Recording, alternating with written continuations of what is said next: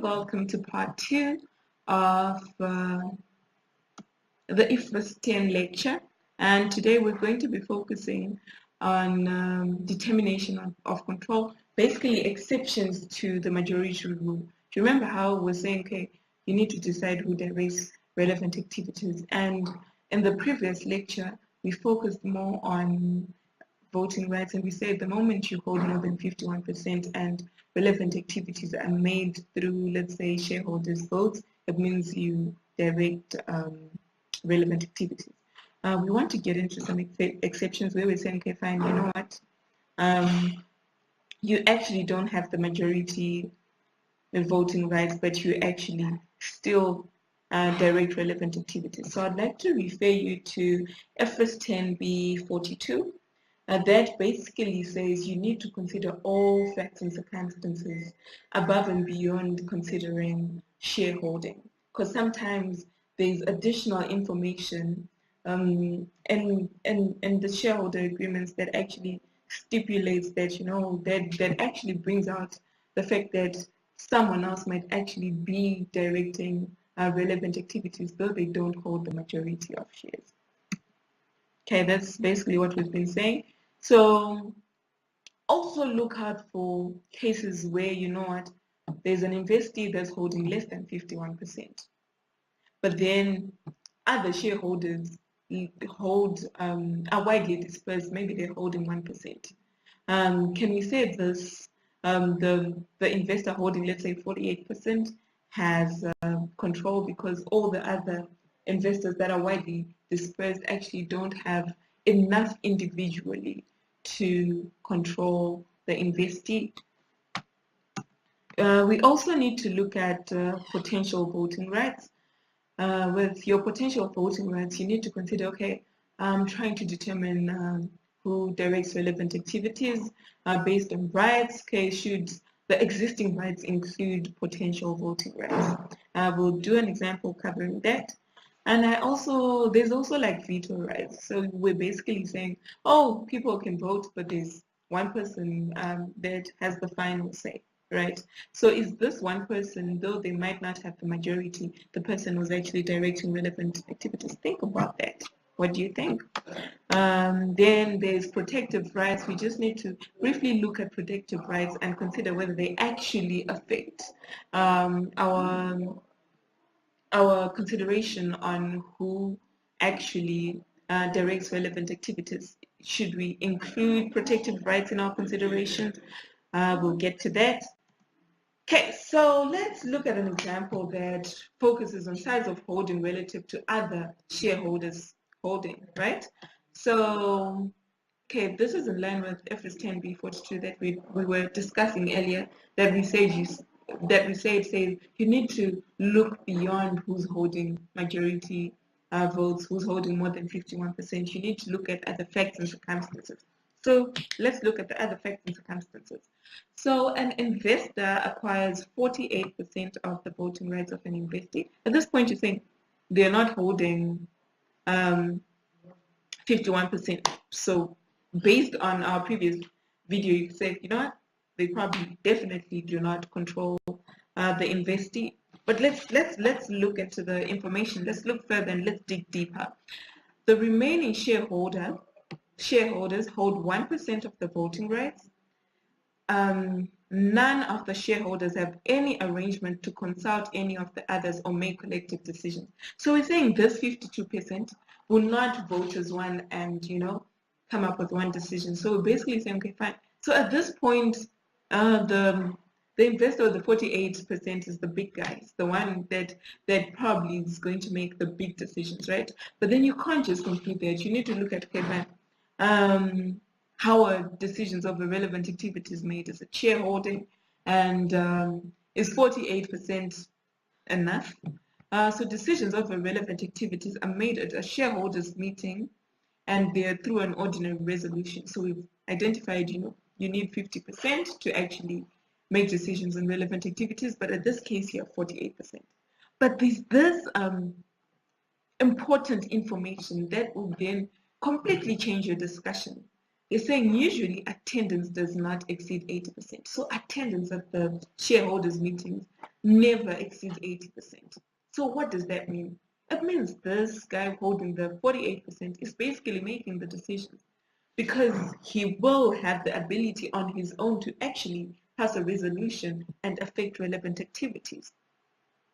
So think of that every time when you see someone holding less than 48% and you're trying to make an assessment of control. Ask yourself, okay, are they actually directing relevant activities with less than 50? So it's actually possible, right? Let's move on to potential voting rights. So with potential voting rights, I'd like to refer you guys to B47 to B50 of your standard. Guys, know how to use your standard, know where to find this. And we said your B is like after the main text in your standard, right? It's still in your part A, but then right at the back, scroll, get to B47 and B50. So that section addresses potential voting rights. So basically with potential voting rights, we're saying you either have an option or a forward contract that gives you rights to additional shares, right? So at this point, it's just an option or a forward contract. So we're saying, okay, fine. If you're trying to determine who is directing relevant activities, should you include this potential voting rights in your determination? So we have guidance from IFRS 10, and it says, you know what, you should consider your potential voting rights in actually determining who's directing relevant activities. But then you only consider the rights if they're substantive. And then the standard then refers you to B22 to B25 to say, okay, fine, what does substantive mean? And okay, substantive means we're basically saying you have the current ability, or well, the practical ability to exercise your voting rights. So today, if you wanted to make a decision and you're a voter, you can basically just, go and exercise your rights and say, now I'm the majority shareholder, so I've got the final say, the buck stops with me. So you need to consider potential voting rights only if they're substantive. So you need to ask yourself, okay, can I actually exercise this right? Okay, so let's consider issues like financial barriers, maybe purchasing this additional shares through your options, and your forward is out of the money. Like, would you then go and actually exercise? Definitely not. And you also need to look at, okay, fine, maybe competition and tariffs commission could actually block your purchase, of the shares. Maybe it's anti-competitive. You purchasing that additional block of shares will be anti-competitive, right? So you need to consider such things in determining, okay, do I have the practical ability? Because there's some things that actually limit your ability. Go to the standard and just have a look at that. So I want us to go through an example to prove whether the rights are substantive or not. So this is the scenario. So make sure you absorb it, or just go to your standard, your B standard. That's where I got this example. Go to your B standard and actually look at it, open it. If I'm not mistaken, it should be example 3 even in the standard. So we're going to have A, B, C up to D, like options with we'll be changing a few things to then discuss, okay, is it substantive? So we're saying the investee has annual shareholders meetings at which decisions to direct relevant activities are made, right? So basically saying, okay, decisions to direct relevant activities are made at shareholders meetings. So for someone to say, okay, I direct relevant activities, or for you to say, oh, this investor directs relevant activities, you actually need to be at the shareholders meeting, right? And okay, moving on with the scenario, it says the next shareholders meeting is in 8 months. Okay. Just digest that. Maybe we're going to use it when we get to determining case it's substantive. Then it says, however, shareholders that individually or collectively hold at least 5% of the voting rights can call a special meeting to change the existing policies over the relevant activities. right? So you're saying, okay, you hold 5% or less, you can actually call a meeting to decide on, okay, how our relevant activities directed. We're not saying you direct the relevant activities, but we're saying you can set the policy on who directs the relevant activities. And it says, but a requirement to give notice to other shareholders means that such a meeting cannot be held for at least 30 days. Okay, so you're saying, okay, if you're to have potential voting rights, they need to be exercisable within those 30 days, right? Policies over the relevant activities can be changed only at a special or scheduled shareholders meeting. This includes approval of material sales of assets as well as making of or disposing of significant investments. So now I want us to get into various small scenarios using this as our background, right? So let's say an investor holds a majority of the voting rights in the investee. So no more, we don't have any potential voting rights. His rights substantive. So we're basically saying he already has the shares. We don't need to consider that. So he definitely controls, because he or she basically directs the shareholders meeting, and even if the policies over relevant activities are to be changed, they're going to make decisions that are in their favor anyway, because they have the majority voting rights. Okay, so let's move on to option B. So with option B, we now have potential voting rights. We're saying an investor is a party to a forward contract, so we're basically saying at some point they can actually purchase shares in the future. I'm sure you guys know what a forward contract is. To acquire the majority of shares in the investee. So there's an investor who actually has an option to purchase shares, and in the end they'll actually be the majority shareholder. And then the forward contract settlement date is in 25 days. So we then need to ask, okay, fine, does this investor control? So at this point they don't have majority, but they have the option to exercise. And we're saying, okay, do they have the practical ability to actually exercise? And they do, because they can actually, in 25 days, purchase these shares, and they're now the majority shareholders, and they can now direct relevant activities, since relevant activities are directed through shareholders voting, like at a shareholders meeting. Let's move on to option C. I hope I'm not going too fast for you guys, but you can always stop, rewind, pleasures of using video. Okay, option C, we also have potential voting rights, and in this case we're saying an investor holds a substantive option to acquire the majority of shares in the investee that is exercisable in 25 days and is deeply in the money.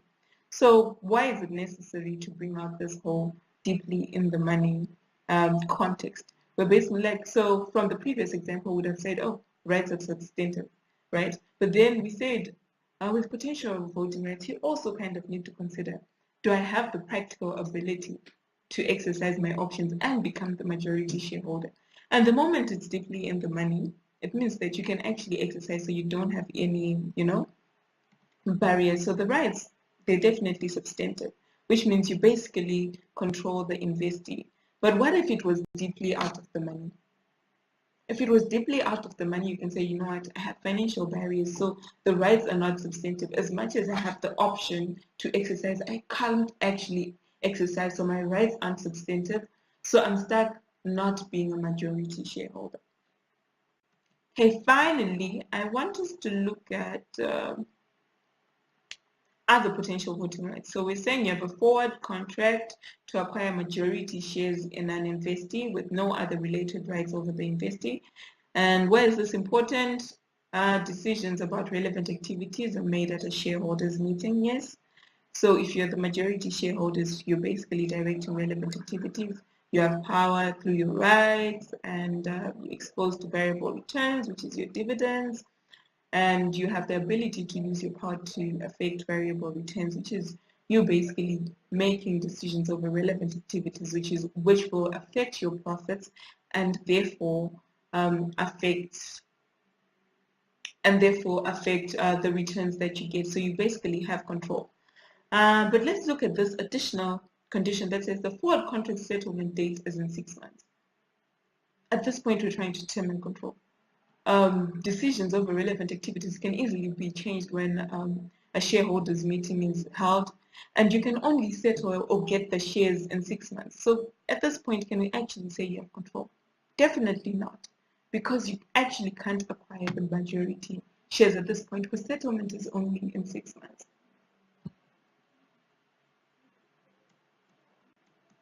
Okay, so I want us to look at protective rights.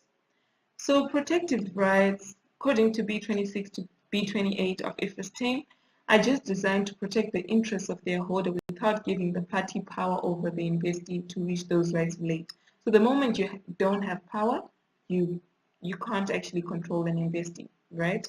So let's just talk through like some examples of